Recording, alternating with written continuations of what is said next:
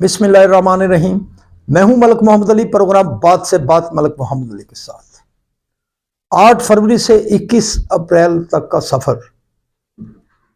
8 फरवरी का इलेक्शन और 21 अप्रैल का इलेक्शन, इस मुख्तसर अरसा में मकबूलियत में कौन आगे गया, या फिर उसी तरह कहा जाता रहेगा कि जैसे 2018 में आरटीएस बैठ गया और 8 फरवरी के इलेक्शन में फार्म 45 और 47 का रौला पड़ गया, और अब जो इलेक्शन हुआ है 21 अप्रैल का, इसके नतायज पाकिस्तान की सियासत पर किस तरह असरअंदाज होंगे, आज के इस प्रोग्राम में हम बात करेंगे। और प्यारे दोस्तों, जिन दोस्तों ने अभी तक हमारे चैनल को सब्सक्राइब नहीं किया, बराए मेहरबानी वो हमारे चैनल को सब्सक्राइब भी करें, लाइक भी करें और शेयर भी करें। और हम बात कर रहे हैं 21 अप्रैल के इलेक्शन 2024 के ज़िमनी इलेक्शन और 8 फरवरी के आम इंतखाबात में क्या फ़र्क है। क्या ऐसा मामला सामने आ गया कि पंजाब के अंदर मुस्लिम लीग नून ने क्लीन स्वीप कर लिया, पंजाब की 2 कौमी और 10 सूबाई असम्बली की नशिस्तें जीत लीं। इस्तेकाम पाकिस्तान पार्टी और काफ लीग के जो उम्मीदवार जीते वो भी हकीकत में मुस्लिम लीग नून की हमायत याफ्ता थे। उन्हें नाम तो उनका अपनी पार्टियों का था, लेकिन हकीकत में वो मुस्लिम लीग नून से ही तल्लुक़ रखते हैं। तो क्या हो गया 8 फरवरी और 21 अप्रैल के दौरान के मुस्लिम लीग नून ने मार्का मार लिया।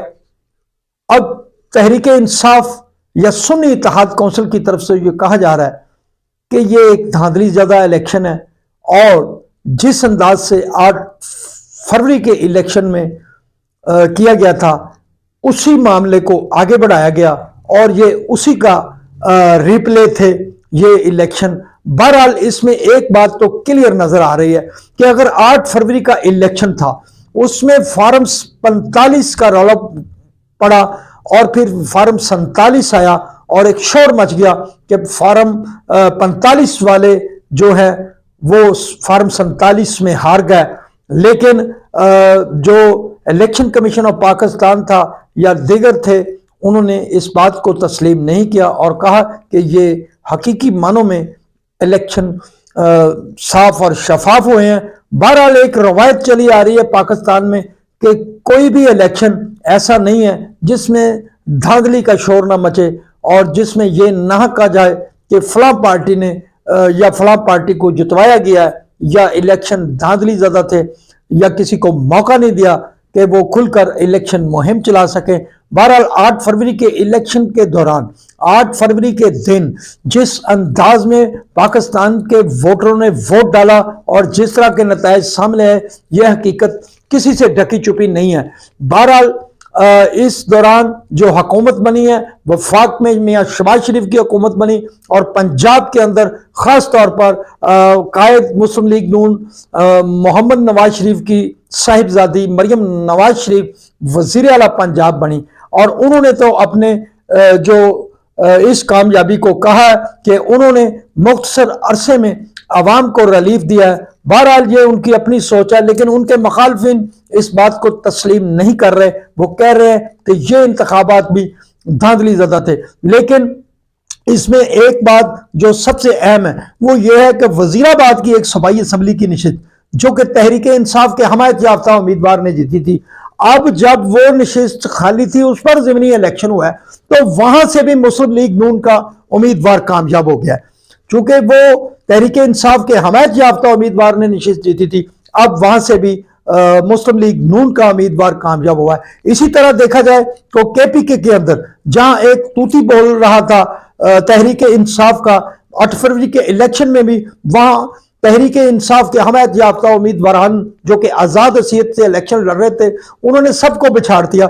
मौलाना फजल रहमान की जमातें भी हार गई, मुस्लिम लीग नून भी हार गई, اور پیپلز پارٹی بھی ہار گئی، دیگر ان کی جو جماعتیں تھی ANP اور دیگر جماعتیں وہ ساری شکست کھا گئی تھی، تحریک انصاف واضح لیڈ سے جیتی۔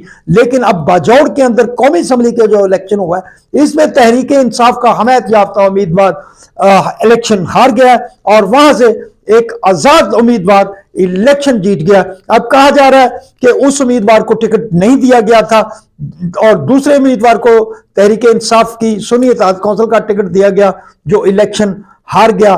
اب کیا اس میں مقبولیت میں فرق نہیں آیا؟ کیا تحریک انصاف اس الیکشن کو کس طرف لے جائے گی؟ یہ تو پنجاب کے اندر کہا جا رہا ہے کہ اس طرح دھاندلی ہوگی، تو پھر KPK کے اندر کیا ہوا؟ بہرحال KPK کے اندر تحریک انصاف اپنی ایک نشست کھو بیٹھی اور وہاں سے تحریک انصاف کا امیدوار شکست کھا گیا، آزاد امیدوار قومی اسمبلی کا الیکشن جیت گیا۔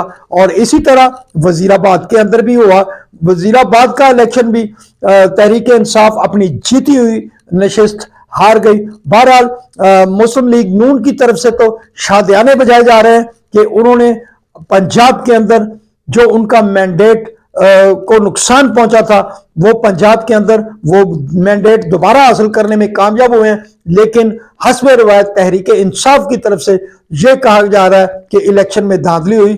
بہرحال سارے معاملات کو اللہ ہی بہتر جانتا ہے کہ کیا ہوا۔ بہرحال دھاندلی کا شور اس وقت ختم ہوگا جب تمام سیاسی جماعتیں پاکستان کی ایک پلیٹ فارم پر اکٹھی ہو کر کوئی ایسی الیکشن کی اصلاحات کریں جس کے بعد کسی پارٹی کو یہ کہنے کا موقع نہ ملے کہ پاکستان کے الیکشن میں دھاندلی ہوئی ہے۔ سلام پاکستان، سلام اوورسیز، اللہ حافظ۔